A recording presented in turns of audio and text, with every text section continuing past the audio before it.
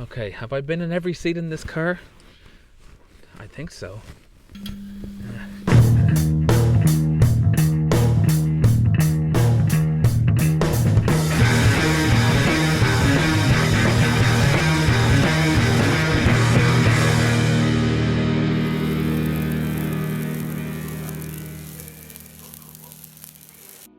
Yeah, I know this is a strange shot, but it is freezing outside, and I'm going to see how many links to camera I can do in this car in the next hour or so.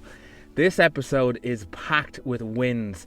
There are announcements to be made. The Range Rover has progressed in a big step, and there's even a demonstration coming, but no peeking ahead. Here is a small Ford fix. A little bit of Tina for episode 16. There was one job I couldn't keep driving the car in good conscience without doing, and that is that old fuel line that we looked at the last time. I had monitored the side of the carb, but I wasn't sure if I'd seen it damp or not. It was so little. So inspecting the clips, there are actually two sections of pipe here, one upstream and one downstream of the fuel pump. This is it. And you see the original factory clips here. These are all original. The top one at the carb though, the stainless steel Jubilee clip, that's not original. So I wonder, has this pipe been trimmed at the top before? Anyway, on the lowest section of the bottom pipe, the clasp is so corroded it had actually opened, and I found that it was being held on by nothing but friction and I suppose gravity. So off that came, it was only hand tight, and then I tackled the top section of pipe. I had to cut the bottom clip with a hacksaw and off it came. So if we go to the bench and have a look at these pipes, first we see that the bottom section was in dire condition. But I wanted to cut open the top section because I thought maybe I'd find it had delaminated. This being an original hose, it wouldn't have been designed for modern fuel, and it could easily have been the worse for wear inside. As it turns out, it was perfect. Admittedly, it could be difficult to find a delamination in a pipe this small, but I didn't notice anything. So I cut some new sections of good quality modern braided fuel pipe. I slipped on this little sheath that's here on this top section to save it from rubbing against parts of the engine, and I got new stainless steel Jubilee clips. This is in the ethos of putting things back better than you found them. These stainless steel clips won't ever have to be replaced again. So on with all these pipes and all the clips. I cinched them all up and everything was good. This is a very, very simple job, and these will be good for many thousands of miles. Now, when I went to start the car again though, we had a blackout on the dash, not a sausage coming from the engine bay, so we'd obviously dislodged some dodgy wiring, and I went back to investigate. That's nothing to do with it. These two thicker red wires I had jostled, I'd moved out of the way, and as I played with them I could hear the relay for the starter ticking, and I found a join down these lines. I should have gotten a shot of it, where it had been taped up. It's obviously lost connection, so we'll revisit that another time and fix it up. The car started up straight away, no problem there, and job's a good one. We will continue to monitor the side of the carb just in case it's a gasket on the carb that's leaking, and next time we're going to have another look at the fuel pump to see about a gauze that's in there that acts as a fuel filter.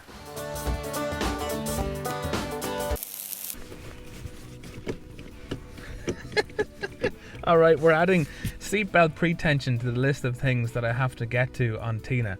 Now, it's time for the Range Rover, and I say everything I think that needs to be said in this section, except for it is cold. It's properly cold now, and especially in the unit, which is kind of like an insulator for the cold.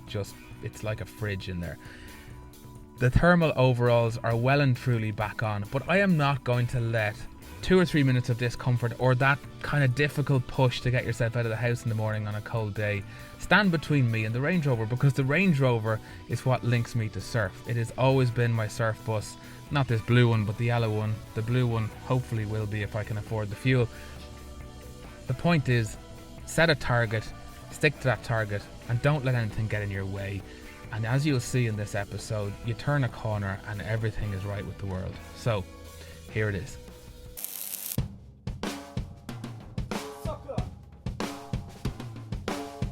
Look at this thing wriggling, trying to get away from me.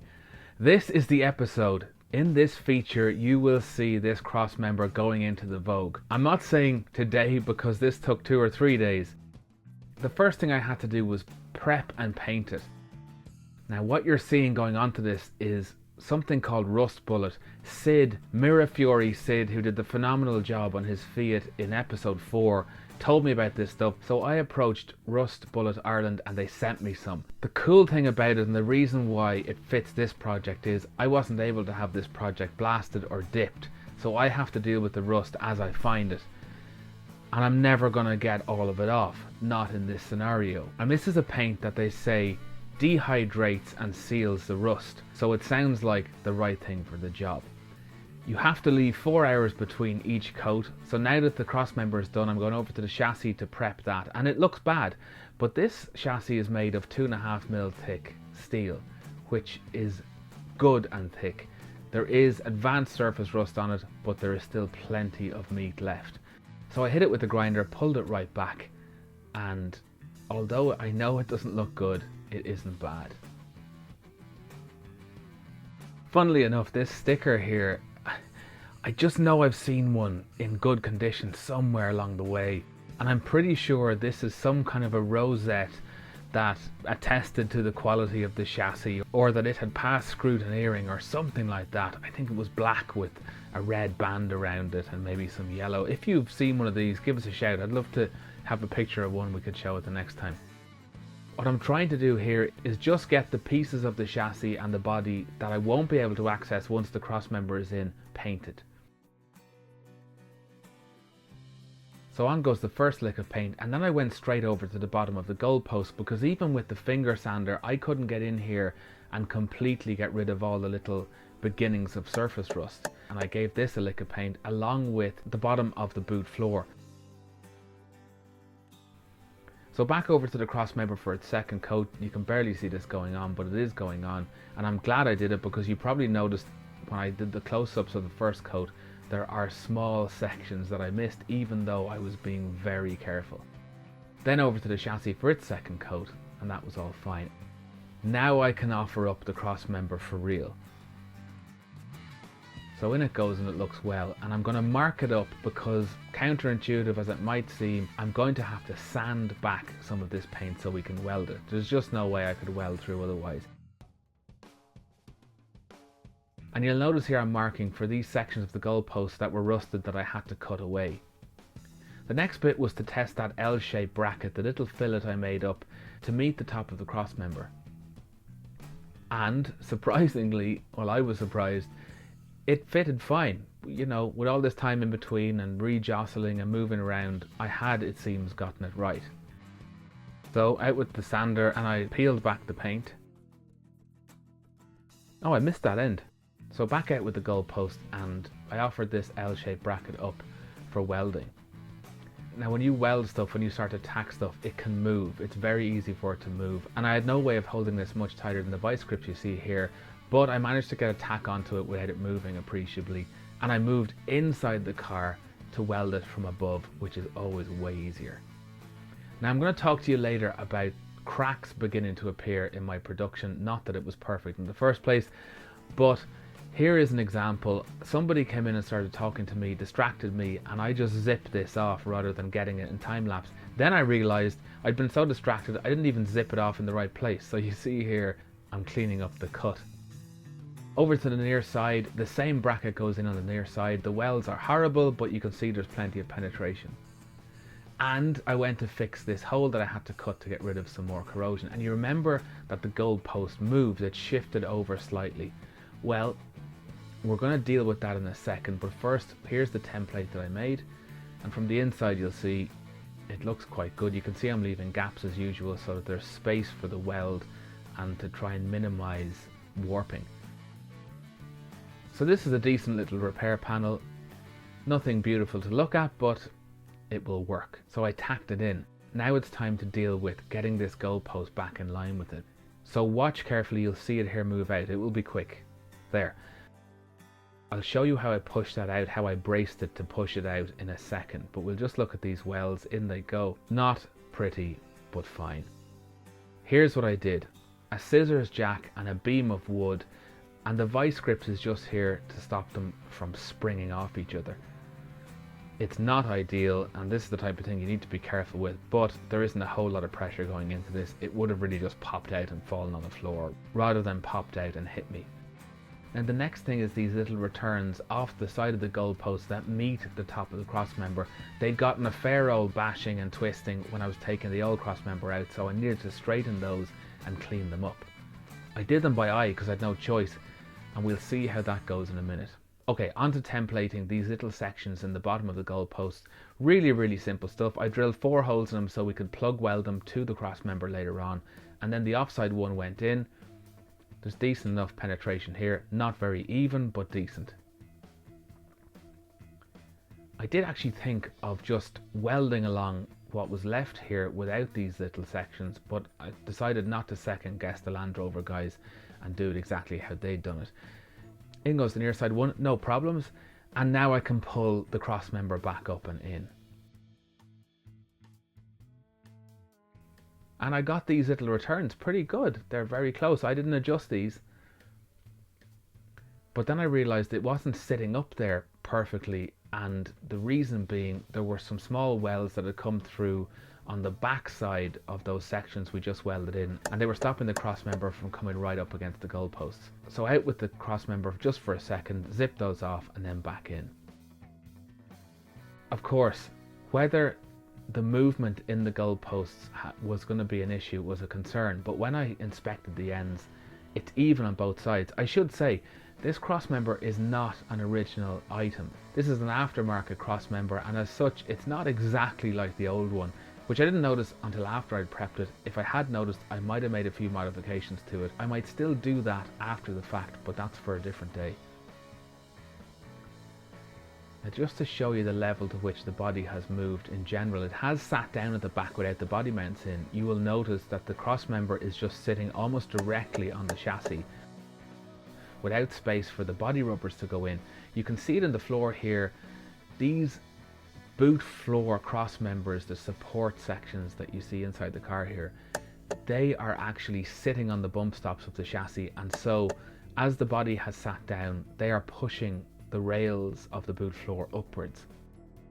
It's not a problem. I'm hoping this will all go away once I jack the body back up to get the body mounts in. So let's go and do that. I have my trusty toe jack. In it goes, and I can jack up the body. The knock-on is, because of the way I have to approach the cross member with the jack, it's pushing it out of alignment.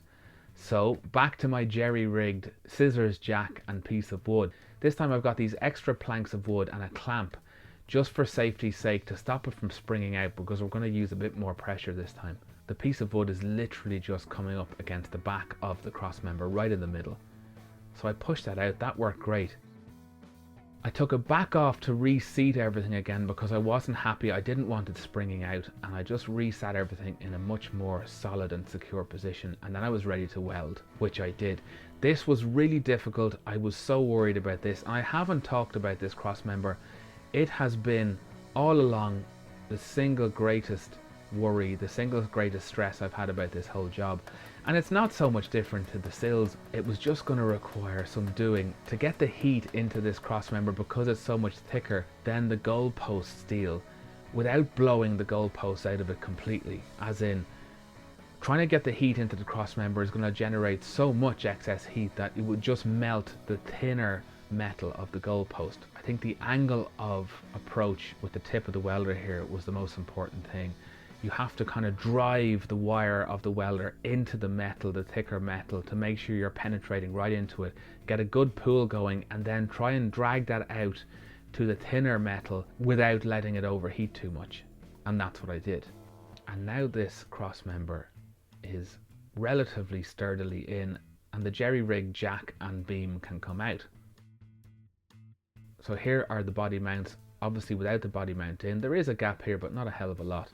And then I jacked up, I didn't take footage of this, but I jacked up the body and got the mounts in. And I had to jack this up far higher than the mounts are thick because of the inner sleeve of them to get them in.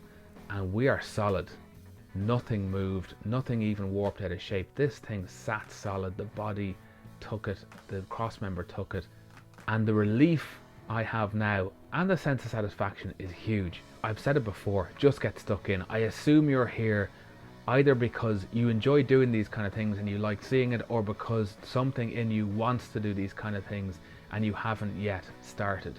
Just get stuck in. I guarantee your perspectives will change, your experience will grow, your skills will grow, and your sense of satisfaction will make you wonder why you didn't do it sooner. This job is now done and it is a milestone in my build. The only difference between George, who did what you've just seen, and George, who hadn't done it yet, was actually saying, I'm gonna. What's the worst that could happen? So I hope that is in some way motivating for you and you just do it, because it is well worth it. Okay, time to give a Valley Pro kit to somebody. And if you want to get in touch and send me photos and send me stories, I really love to hear them. If you click on my name underneath the video, then click on About, you will find my email address and send away. Like I say, it's great to see stories and see other people getting on with it. So the people who got in touch were Will Stabley. He is a 55 Thunderbird, and I have this mental image of a 55 Thunderbird, or just that era Thunderbird, a white one from the girl in American Graffiti. But I gotta say, not even being a red car kind of guy, this thing really is striking in red. Thanks a million, Will. Adrian Johnson's got a beautiful, very slick looking orange Mini. Very well kept, I reckon, by the look of it. Thanks for the photo, Adrian. Jer Neeson, he's a brother. He has a 2-door Rangy and he's getting it kind of cleaned off, demucked for use again. Jer, keep me informed. You know I love to hear about these things. The next person who sent me something was Cameron Truss. Now, this is a while back. Cameron was getting stuck into his Saab 900 and I haven't heard back since. Cam, give us an update. How are you getting on, mate? Is the car back on the road and are you driving it? Oh yeah, Graham Folkard. Graham was worried that his LS400 Lexus was not going to be considered a classic, but as I told him, I was smashing up these things in the bonus round in Street Fighter in the arcade, and that was not today or yesterday. So in my eyes, mate, that is very much a classic car, and it looks like a beaut too, so well wear. The person though who I think should get the kit is Michael Christensen, and Michael is from Finland. He bought a Triumph Spitfire, a 65 Spitfire, very like Ollie Proctor's from a few episodes back, but he bought it as a supposedly ready to race rally car, and when he went to register it, he realised that it had gone out of date. The seats and some various other aspects that obviously need to comply didn't comply anymore, so he's got to fix all that up, which I think is a bit of a bummer, but you know, he's going to have fun doing it, I'm sure. In the meantime, Michael, I hope this kit, if it's not too cold, brings you a bit of fun while you're waiting to get everything else sorted. So the kit's on its way to you, mate, and thanks a million for sending the photographs. Now, time for the Esprit, and I gotta tell you, the more things that go wrong with this car, the longer the list gets, the better I like it these days, to be honest, because it's obviously going to be feeding the challenge monkey on my back for quite some time to come. Back working on the Esprit for the last couple of weeks, I had no idea whether I was even going to be able to generate enough footage to warrant a section in episode 16. So I started with little things like the windscreen washer, the wiper stop, and then I moved straight into the front area. I don't even know what you're supposed to call this. I never know. Is it a front boot? Is it under bonnet? What is it? I don't know. So I was going to tackle the body mounts, and straight away I ran into something that some time ago may have fazed me, but you know what, having dealt with the Vogue, having even done some composite work, the hole I found right beside this body mount, you know, I just kind of said, typical. I had a good look at it. I had a rummage underneath. It's very thin, the fiberglass here, so I don't know if this was a production failure or it was to do with some damage we reckon has happened to the front of this car. Either way, I thought this is the time. I'll get in my old buddy Bill, who I mentioned in a previous episode, the composites expert, and get him to give the car a once over and tell me what he thought. And as he went through, we found lots of other little bits and pieces, nothing serious. I mean, Bill's not the type to sugarcoat it, and I fully would expect him to tell me exactly what he thought, which he did, and he wasn't fazed. Now, he is an expert, but he said he was impressed with what condition this car is in, given its age, and given that it's obviously had a lot of owners and been through the mill a little. So he had a good rummage around, he had a good poke underneath it with a screwdriver. We found little bits of filler, and we found some kind of rough edges around a repair that had obviously been done, but nothing that Bill thought was in any way serious. And even the body mount, which I thought he couldn't deny was, you know, not in the greatest place, it didn't faze him at all. In fact, you'll hear later on, he doesn't even consider this particularly structural, which baffled me initially, but I suppose I see his point. Anyway, what we did next was go and have a chat. I caught it on camera.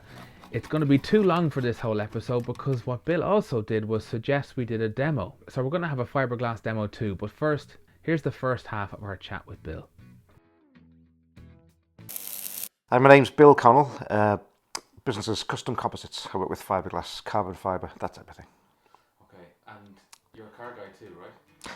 Yeah, I always had an interest in cars. We built a kit car years ago, back in the late 80s, with my father. It was which was my first introduction into composites or fiberglass. I think somebody said to me at the time, fiberglass was new to me at that stage. I was in my teens, and I remember somebody saying that it's 10 times stronger than steel, weight for weight, and that can't be right. It just sounds incredible, you know. So I was just fascinated by fiberglass.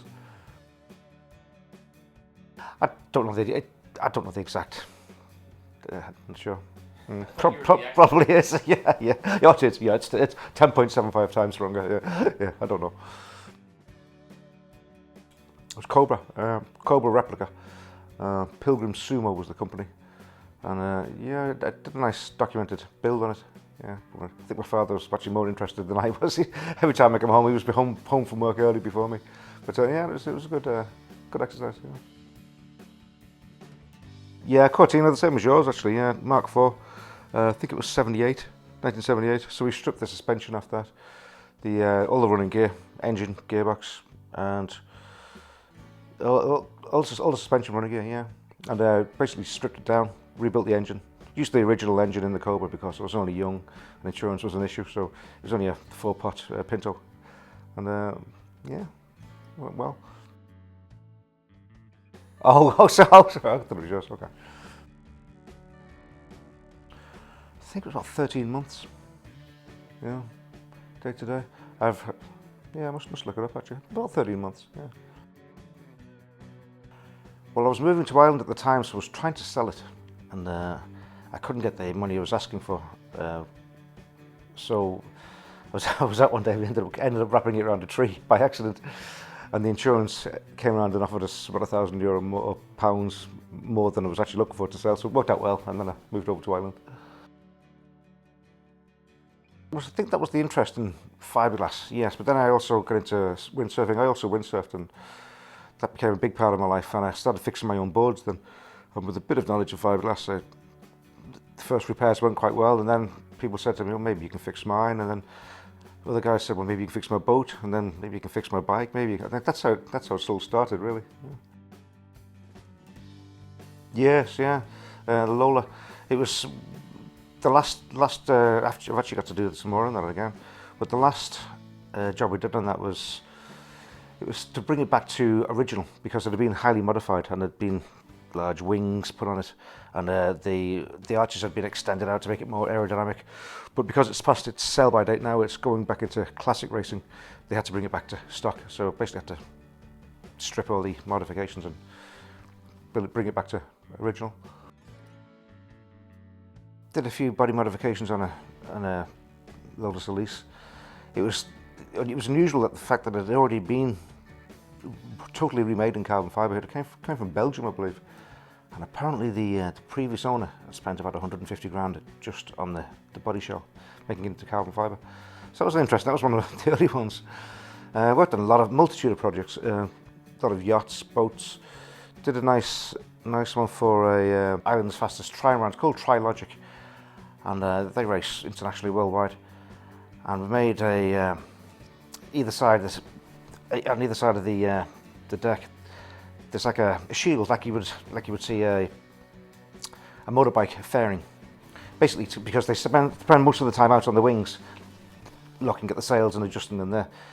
You're exposed to all the windage, so they made like a fairing this way, on that carbon fibre seat, and everything was had to be lightweight, and one matching the far side. So it was two completely independent moulds. It was a nice job, very interesting. Nice to see it. You know. I wasn't sure what to expect before I looked at it, because it seems to be overall in very good shape. I was quite surprised. The hole that you're thinking about isn't a structural part of it, and it's very easily repaired as well. Yeah, but it's very repairable. It's not. I mean, I still wouldn't see that as structural. The hole at the back, it's quite a simple repair. Overall it seems quite solid. No, so I was quite surprised myself. Yeah.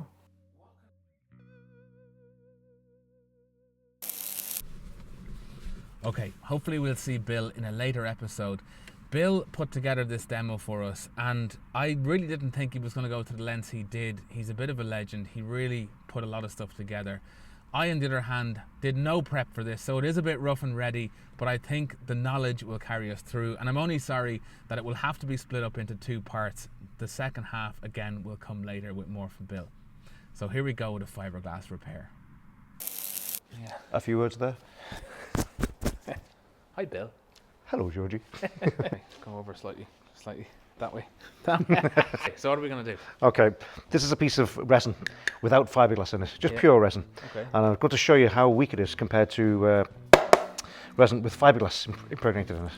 So what we'll do is we'll try and smash this. Okay, I'm gonna do it, right? Yeah, I probably should put safety specs on. Okay, look away. Okay, go. Oh, okay, so wasn't that difficult? Wasn't that difficult? No, right. We'll get rid of that. And now, that's what it looks like. That's pure resin. This is fiberglass, resin in fiberglass. Yeah. And this is actually, now you can see the pure resin is actually about twice the thickness of this. Try and smash this. Oh, I get to do it again. Oh yeah, this is the proper stuff. Okay. Come on. Look away. Yeah. No, harder. Go on, give it a good hit. My sound gear is getting destroyed. Try again.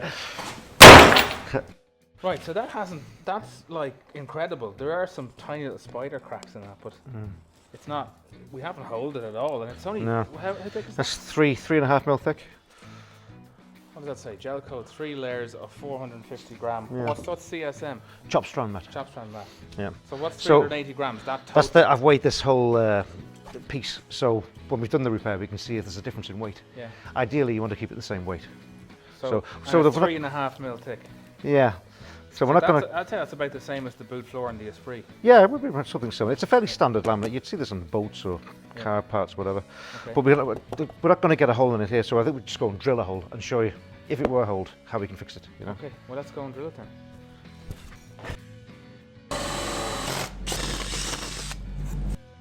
We're back and we've got a hole drilled in this. Right, so we're going to repair this now. What do we need to do? Right, well, normally you do what they call a scarf joint. Okay. Now, scarf joint is spreading the bond area, as opposed to just plugging the hole. You spread the bond area. Now, there's a rule of thumb in composites when you're repairing, and it's generally 12:1. Now, that means 12 times the thickness. You would come out. Working on. Yeah, you would come out. The bond area becomes 12 times that. It spreads the load a lot better. So if that's 1 millimeter thick, you come out at 12 millimeters all the way around. And that makes it a good strong repair. Yes. First, I'll show you a pore repair. Now, that's what a pore repair looks like. And why is that a poor repair? Well, so there's quite a few reasons. You can see it straight away. The hard edges. What do you mean hard edges? If you mean you're- as in there's Yes, you can sharp? see it's not blended in at all. You know. There's another reason why it's pre-pore repair. I didn't key the surface. Okay. I didn't scratch it up. So you're always supposed to key the surface properly to get a good bond. You know.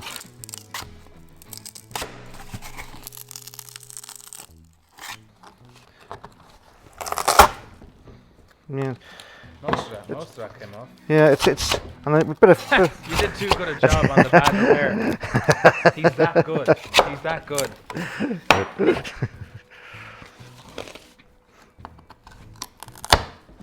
Oh, Bill. I should have used super glue. There we go. Oh, in fairness now, that is going right underneath there. That was going all the way in. That's the repair gone. So now any bit of a flex in a boat, car, it wouldn't stay there. Now you can probably also, that'll probably also bash out as well. Do myself damage. Yeah. So that was the. Nothing in it. That's a poorly pad. I see this all the time. Kind of ridiculously strong though at the same time, wasn't it? I mean, it's good stuff. Oh yeah, but when you see it done properly, it's you want to replicate the original strength of the whole part. Yeah. Okay. Which is quite easily done. Right. So what's the first step? Scarf joint. How do we? Basically, what you're doing is sanding, and so this is 3.5 mil thick. Yeah.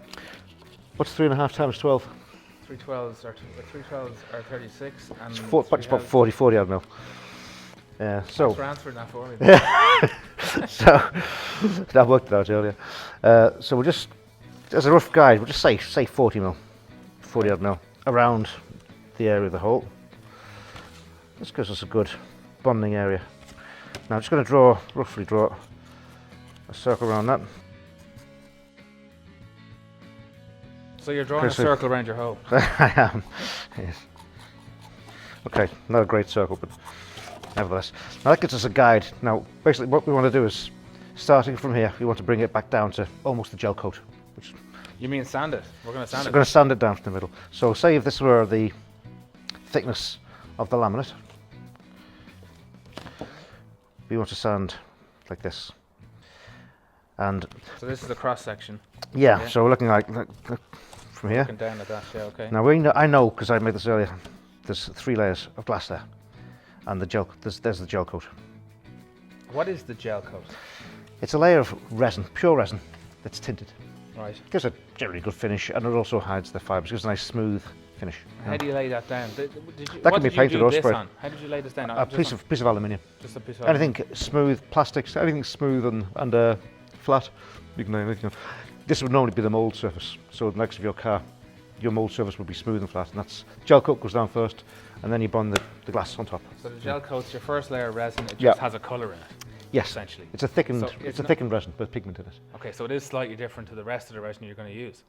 Yes, it's thickened. Okay. Okay. Okay, so we know there's 3 layers in this. What we're going to do is try and replicate it. So the first layer goes like this. The second layer will go on top.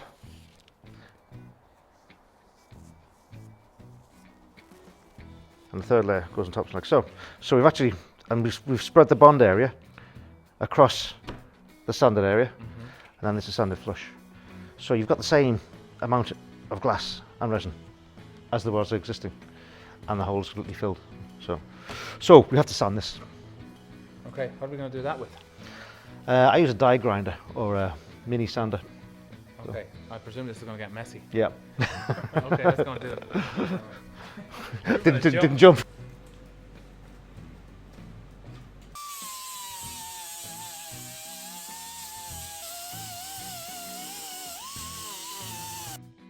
That's beautiful scarf joint. Yeah. So it's like literally kind of wafer thin. Wafer thin, yeah.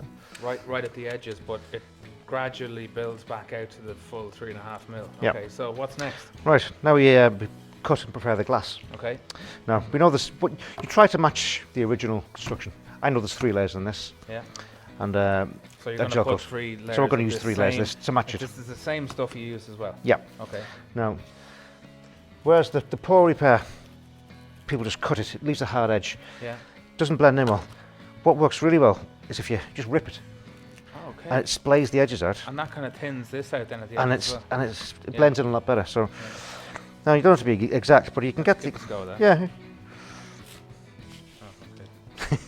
Now, what we need is we're doing 3 layers, and you want to gradually reduce the area as the dip reduces. Yeah.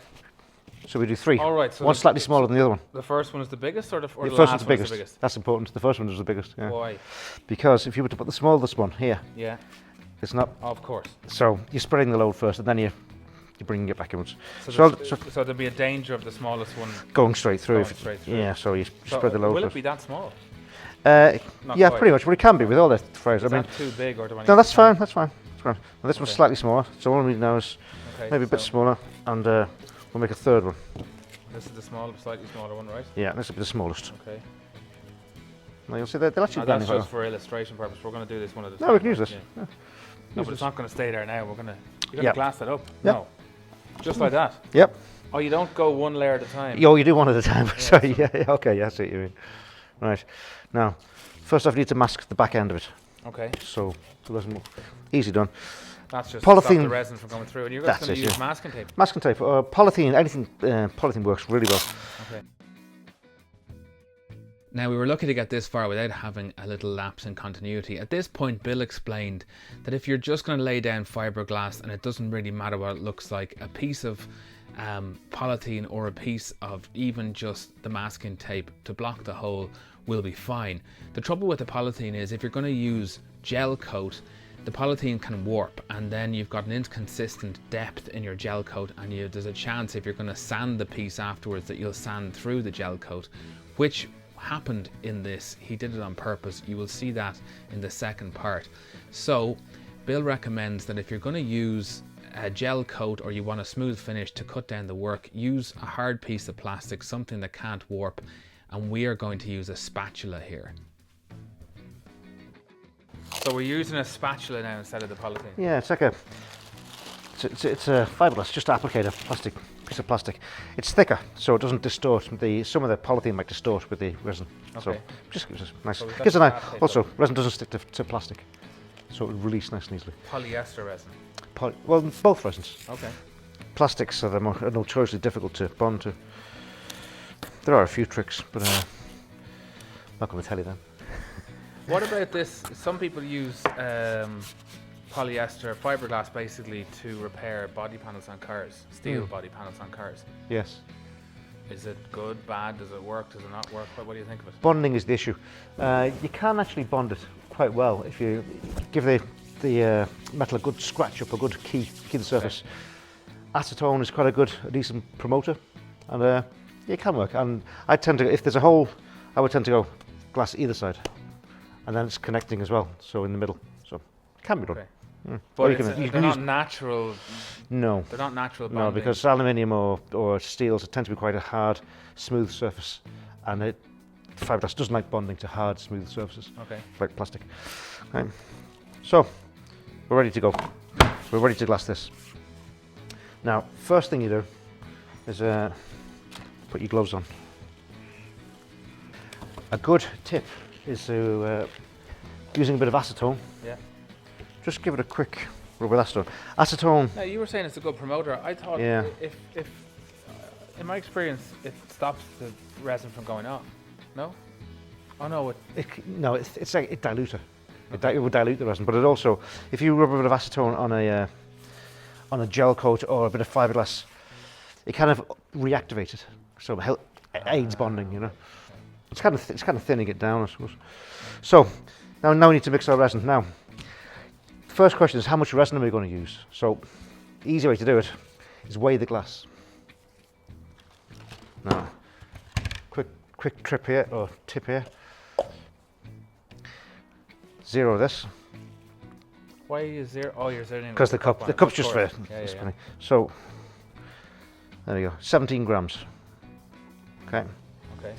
Now, there's a rule of thumb in fiberglass that's in chop strand mat. It tends to use about 2.5 times its weight in resin. Okay. So we'll measure out 2.5 times. 2.5 times 17. Yeah. How's your math? 2.5 times 17. That's 27, 35. There you go, and a half. 35. It's 43 and a half. 42 and a half. Very good. Okay. Okay. So we need 42 and a half. You can use a bit more, but generally that should be just enough to work that out. It's a good guide because you don't want to have too much waste of resin. Yeah, so say 40. I know this will be 40 grams is fine. Depends on how good you are. You use a bit more if you're not experienced, but I'm going to use 40 grams. Okay. We're going to have to see the second half of Bill in episode 17. It would just be too long otherwise. And I got to tell you that I didn't design this episode as a cliffhanger. It just happened organically. Like I said, Bill kind of sprang this demo on me and it was too good to miss. So whether this is a fortuitous thing or not, given the timing, will remain to be seen. Only time will tell, because it comes with a second announcement, and that is that I'm going to take an episode off. I have hinted already that I've been noticing cracks happening in the production Things have been getting sloppier than even I can stomach, so I need to take a little bit of headspace, regroup, reformulate, and make sure we are still evolving and keeping things current. Episode 17 will be along ASAP, and we will be bringing you all of the stuff we promised and more just as soon as we can. In the meantime, I did get a chance to do a bit of research, and I found a service that will produce t-shirts for us. So I will put a link in the description. There is some t-shirts and some mugs, and if there's anything that you don't see that you would like, give me a shout and I'll see if I can sort it out. That's the nature of this service. If there are any problems, because for me it's very much in the prototype phase, you let me know straight away and I will do my very best for you. Okay, with those two things said, I gotta thank my patrons: Ian Bannister, Damien Doran, Jonathan Jacobson, Carlo Donoghue, Michael Christensen, Paul Fowley and Will Stabley, and Peter Magnuson and Matthew Holmes upped their current pledges. So gents, I have been able to book 2 more flights to the UK, the Car with Wings, to do some hit and run interviews with some very exciting people. That's all happening in the next 10 days. It's part of the reason why I just won't have time to get an episode out at the normal time. So in that sense, you guys are putting the food on the table, and thank you so much. Please keep it coming. Okay, that is it for episode 16. 17 is a dead cert. It is coming. Please stick around. In the meantime, have fun, and in whatever you're doing, good luck.